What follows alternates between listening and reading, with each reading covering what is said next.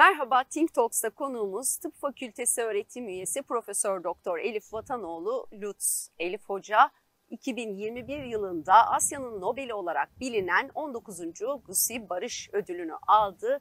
Sanatın iyileştirici gücü oksitosin projesiyle. Hoş geldiniz hocam. Çok teşekkür ederim. Onur duydum gerçekten. Bu güzel organizasyon için de çok mutluyum. Benim Oksitosin Tıp ve Sanat projem aslında kendim tıp fakültesinde okurken hep fark ettiğim bir eksikliği tamamlamak üzere doğdu. Bugünlerde çok güzel gerçekten dersler var tıp fakültelerinde. Ama ben okurken 99 Cerrahpaşa mezunuyum ben. Sağ beynimizi kullandığımız, yani yaratıcılığı destekleyen dersler yoktu. Ve ben mezun olduktan sonra fark ettim ki aslında tıp fakültesi öğrencilerinin birinci sınıfta sağ beyin, sol beyin aktiviteleri ölçülüyor. Bir de son sınıfta ve bakılıyor ki son sınıfta sağ beyin aktiviteleri regrese, yani gerilemiş. Esasında benim tıp ve sanatı birleştirmeye yönelik öyküm bu şekilde başladı. Kendim de sonra sosyal bilimlerle tıbbı birleştiren bir alan seçtiğim için tıp tarihi ve etik, zaten bu dersleri verirken ne yapabilirim, nasıl renk katabilirim diye düşünüp tıp ve sanat seminerleri kurgulamaya başladım. Ardından İngiltere'de karşılaştığım tamamen tesadüf Performing Medicine isimli bir enstitü beni çok etkiledi. Onlar 5 alanda üretiyorlardı. Nedir bu alanlar? Çok kısaca. Birincisi işleri tıbba dayan sanatçılar. Yani sanat işlerinin konusu bir şekilde tıbba bağlanan sanatçılar. Bir diğeri Türkiye'de yine daha çok bilinen sanat terapileri. Çünkü artık yadsınamaz bir gerçek, sanatın iyileştirmedeki, şifadaki gücü, yaratıcılığın kendi içsel şifa enerjimizi uyandırdığına dair inanılmaz çalışmalar var. İkincisi bu. Üçüncüsü, benim gördüğüm o enstitüde tıp fakültelerine yönelik workshoplar vardı, dersler vardı. Ben zaten bu dersleri kendim, bu seminerleri kendim toparlıyordum. Dördüncüsü Hospital as a Art Space denen hastaneleri, hastane koridorlarını sanat merkezleri gibi yapılandırmak ama oraya herhangi bir sanat eserini değil de yine tıpla ilgili sanat yerleştirmelerini koyarak aslında hem sağlık çalışanlarının hem hastaların tıbba sanat yoluyla bakmasını sağlamak ve beşincisi sağlık okuryazarlığı. Ben orada ete kemiğe bürünmüş bir enstitü gördüm ve dedim ki ben zaten bu dersleri veriyorum, bu dersleri hazırlıyorum. Tamam, burada böyle bir örnek var, şu anda Türkiye'de yok ama adı ne olmalı? Adıyla başladım ve gerçekten aslında büyüsü adıyla başladı diyebilirim ve ismini oksitosin koydum. Oksitosin çok enteresan bir hormon. Benim öğrencilik yıllarından beri çok ilgi duyduğum ve 2000'li yıllardan sonra dönem dönem çok farklı etkilerini gördüğümüz bence olağanüstü bir hormon. Şöyle ki dediğim gibi 99 mezunuyum ben ve o zaman biz oksitosin hormonunu annelik hormonu olarak öğrendik. Yani nedir? İşte doğum sırasında yüksek oranda salgılanır, aslında hem kadınlarda hem erkeklerde ve hem hayvanlarda da var. Fakat daha çok annelikle özdeşleştirilirdi. Hipotalamustan yapılıyor, hipofizden salgılanıyor. Doğum sırasında maksimuma ulaşıyor ki anne bebeğini emzirebilsin. Dolayısıyla sevgi, şefkat ve vicdan azabı mı hocam? Gibi bir şey. Hep öyle anlatıldı bize de. Yani anneyle bebeğin o ilk karşılaşması, ilk aşk dediğimiz göz göze geliş ve sütün salgılanması, değil mi? Ne büyülü bir şey. Evet. Bir anda bebeğinizi kucağınıza alıyorsunuz ve sizin vücudunuzdan o yeni dünyaya gelen canlıyı besleyebilecek harikulade bir sıvı salgılanıyor. Bunu salgılatan hormon oksitosin. O yüzden hep annelik hormonu olarak bilindi. Fakat 2000'li yıllardan itibaren özellikle Amerika ve Kanada'dan çok ilginç araştırmalar gelmeye başladı. Neydi bu araştırmalar? Sadece annenin bebeğine dokunduğunda değil, aslında hepimiz birbirimize sevgiyle dokunduğumuzda, arkadaşlarımıza, herkese, hayvanlara, o yüzden aslında tüm dünyada bu kadar artık ev hayvanı bakılıyor. Çünkü sevgiye her dokunuş oksitosini arttırıyor. Bu benim çok ilgimi çekti. Ve yine çok ilgimi çeken bir diğer yönü bu hormonun, iyilik yaptığımızda artıyor. Öyle araştırmalar var ki yoldan geçerken düşen birine yardım ettiğinizde artıyor, başınızı çevirdiğinizde artmıyor. Ve arttığında, mesela serotonini biliyoruz hepimiz artık, değil mi? Evet. Eksikliğinde depresyon olduğunu artık bilmeyen kalmadı. Oksitosin hormonu arttığında serotoninin azalması imkansızlaşıyor mesela. Kalp ritmi düzenleniyor. İmmün sistemimiz inanılmaz artıyor ve ben bu ismi koydum Elif Hanım. Oksitosin Tıp ve Sanat platformunu kurdum. Öncesinde çok uzun seminerler yaptığım, yine sanatla tıbbı birleştiren bir sürü başka aktiviteden sonra Oksitosin Tıp ve Sanat platformu diye yola çıktım.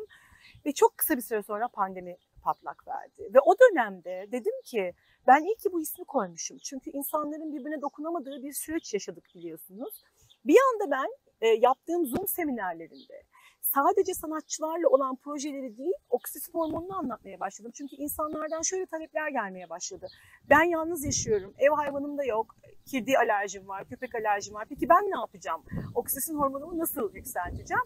O zaman dedim bunun tek bir formülü var. İşte o dönemde biliyorsunuz sağlık çalışanları ne kadar cansiperhane, gerçekten buradan meslektaşlarıma hala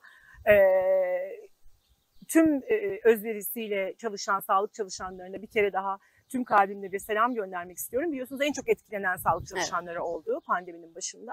O dönemde sağlık çalışanlarına siperlik yapıp göndererek, yemek yapıp göndererek ya da komşumuzun hayatına bir ilgi göstererek acaba gerçekten bir şeye ihtiyacı var mı? İyilik yaparak oksitosin hormonumuzu yükseltmek mümkün diye konuşmaya başladım. Bu çok ilgi çekti. Ardından şöyle bir bağlantı kurdum. Biliyorsunuz tüm dünyada maalesef ırkçılık çok yaygın. Eskisinden daha fazla yaygın. Ve ırkçılık için şöyle bir soru var. Tüm dünyada sorulan ve cevabı hep hayır olan.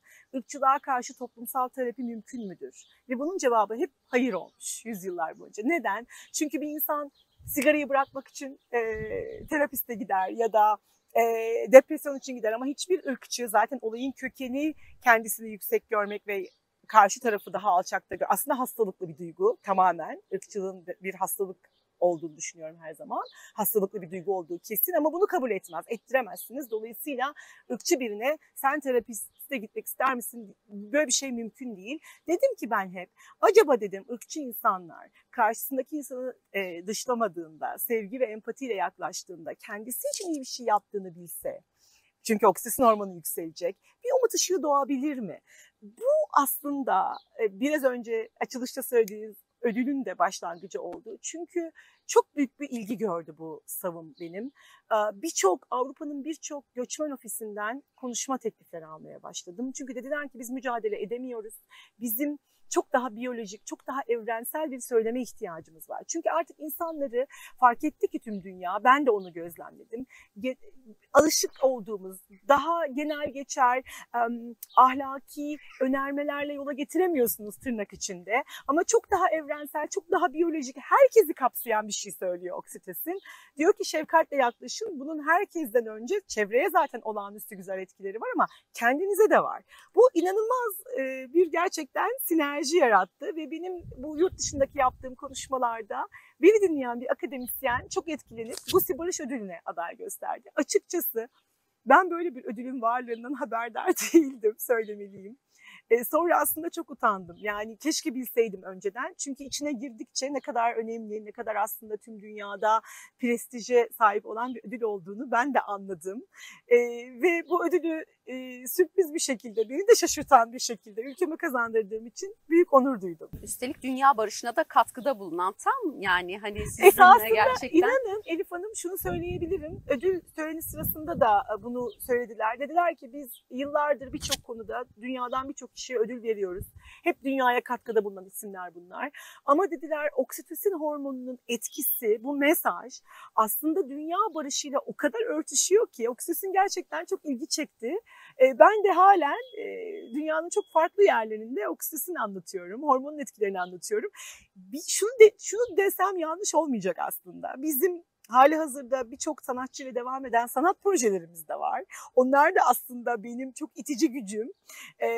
Tıp fakültesi öğrencilerini dahil ettiğim, meslektaşlarımı dahil ettiğim birçok projemiz var. Ama her projenin öncesinde ve sonrasında mutlaka bir oksitosin konuşuyoruz.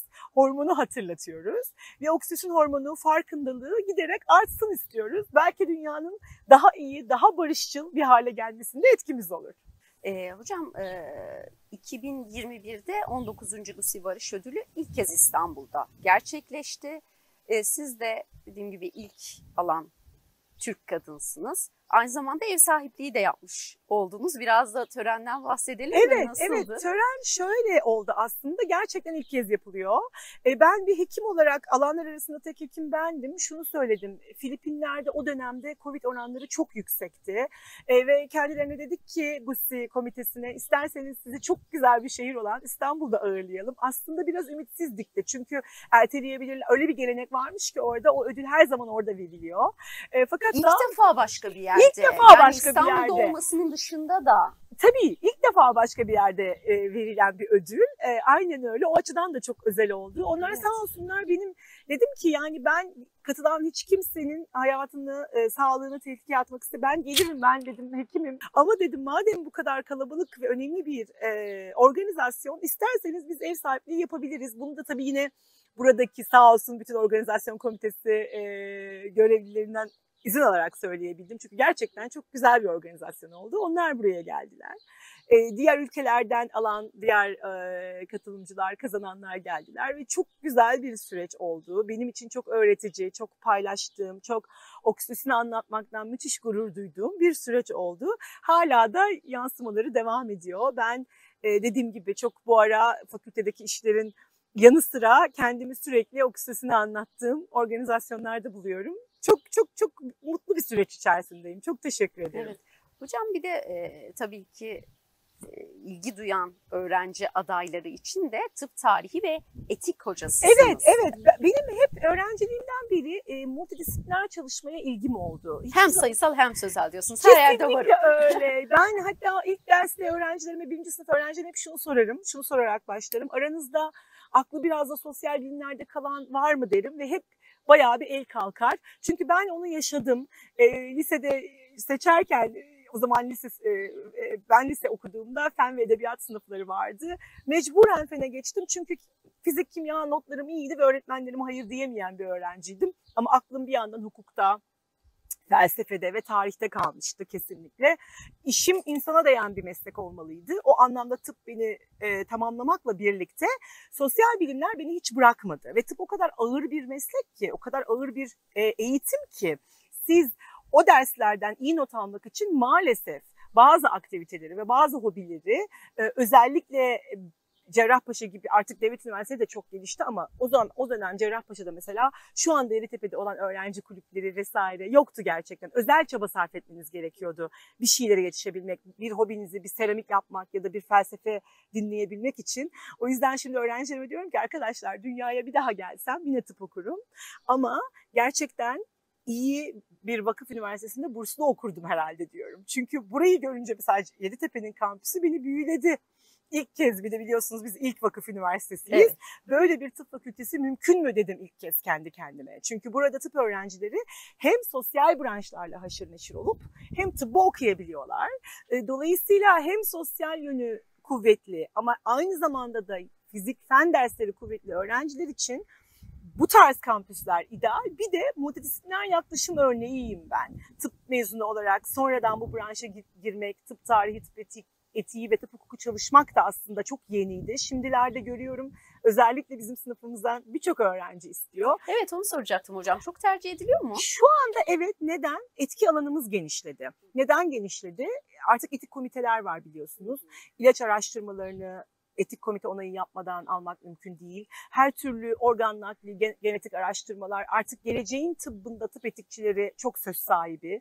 Tıp hukuku kuralları artık tıp etikçileri olmadan yasalaşamıyor. Bu bir gelişen aslında çalışma alanımız. Bir diğeri, artık bizler birçok malpraktis biliyorsunuz maalesef Türkiye'de de artık çok arttı, bu tarz davalar arttı. Bir malpraktis davasının gerçekten hukuku gitmesi gerekiyor mu? Hukuk yoluna gitmesi gerekiyor mu? Yoksa bir etik komitede uzlaşıyla halledilebilir mi? Ya da yapıldığı iddia edilen doktor hatasında gerçekten bir hata var mı? Konularında da artık bizler söz söylüyoruz. Dolayısıyla bizim aldığımız tıp eğitimi, tıp etiği ve tıp tarihi ana bilim dalında aslında etki alanı olabilen bir alana dönüşüyor, bir disipline dönüşüyor. O yüzden de öğrencilerim çok ilgi gösteriyor eskiye göre. Ben seçtiğimde çok büyük şaşkınlık yaratmıştı, onu söylemeliyim. Anne babama gerçekten minnettarım. Ben tek çocuğum çünkü.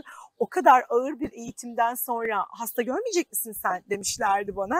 Ben de demiştim ki aklım hastada kalıyor ama ben branşımı çok bilinçli olarak seçtim. Ve şimdi geldiğimiz noktada artık tıbbı tıp etiğinden bağımsız düşünmek mümkün değil. O yüzden tıp etikçileri artık çok yoğun ve çok mutlu. O anlamda da yol açabildiysek ne mutlu. Dolayısıyla akılları sosyal bilimlerde kalan ama bir yandan da tıp okumak isteyen tıp adaylarına buradan seslenmek isterim. Bu mümkün. Bu yüzden tıptan vazgeçmesinler. Çünkü ben dünyaya bir daha gelsem tıp okurum ve hiç vakit kaybetmeden bu branşa girerim. Kendi hayatımda yaptığım en doğru seçim diyebilirim. Çok teşekkür ederiz hocam. Zevkle. Değerli vaktinizi ayırdığınız Çok için mutlu tekrar oldum. tebrik ederiz. Biz de çok gururlandırdınız, onurlandırdınız. Ben Teşekkür çok ederiz. sağ olun. Her yerde Yeditepe'nin ismini mutlulukla anıyorum. Çok Çok sağ olun. teşekkürler. Hoşça kalın. Gururla.